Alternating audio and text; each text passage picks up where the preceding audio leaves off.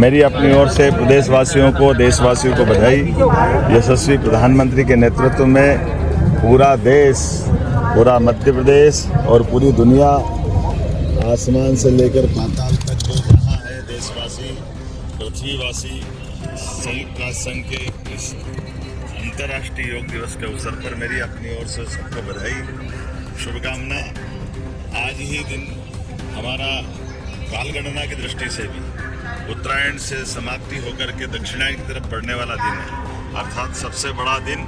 धीरे धीरे आज से रात बढ़ने लगेगी। जैसे जैसे समय आगे बढ़ता जा रहा है, भारत के सभी प्रकार के प्राचीन ज्ञान विज्ञान से दुनिया परिचित होती जा रही है, हमारी जीवन शैली से परिचित होती जा रही है। महर्षि पतंजलि, घेरंड ऋषि, तमाम ऋषि परंपराओं की अनुपम देन जो वसुधैव कुटुंबकम की तरफ ले जाती है, माननीय प्रधानमंत्री श्रीमान नरेंद्र मोदी जी के अभ्यास और प्रयास के साथ आज 11वें वर्ष में ये अंतर्राष्ट्रीय योग दिवस मनाया गया, जो सभी विभिन्न प्रकार के धर्मों के बीच, विभिन्न देशों की सीमाओं के बाहर जा कर के समूची मानवता को एकता का संदेश देता हुआ मनुष्य से मनुष्य को जोड़ने का योग का संदेश अद्वितीय है।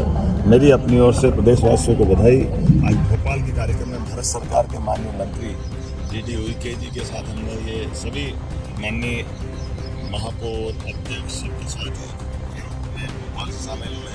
अलग अलग स्थान पर माननीय सभी मंत्रीगण, सांसदगण, विधायकगण, महापौर, अध्यक्ष, पार्षद, सरपंच, पंच, लगभग 20,000 से ज़्यादा स्थानों पर पूरे प्रदेश में आज योग के माध्यम से योग अपनाएं, निरोग रहें, इस भाव के आधार पर ये योग की, प्राणायाम की सभी विधाओं से जुड़ कर के हमारी संकल्प शक्ति के साथ शरीर को सदैव निरोग रखना है, तो योग को अपनाना चाहिए। इसी भाव के आधार पर मेरी अपनी ओर से सबको बधाई। हाँ, एक पृथ्वी एक स्वास्थ्य, इस भाव के आधार पर जो हमारी प्राचीन काल की वसुधैव कुटुंबकम की परिभाषा है, सच में हमारे लिए योग से शांति आती है, शांति से संतोष आता है, संतोष से अहिंसा आती है और अहिंसा से जीवन की आनंद की प्राप्ति होती है। इसीलिए आज उथल पुथल भरे दुनिया के इस परिदृश्य में भारतीय सनातन संस्कृति की तरफ पूरा लोगों का ध्यान आकर्षण होता है। ऐसे में हम सब अपने जीवन में योग को अपनाएं और स्वास्थ्य का भी ध्यान रखें और हमारे मूल भाव स्वभाव में अहिंसा के भाव को लाएं।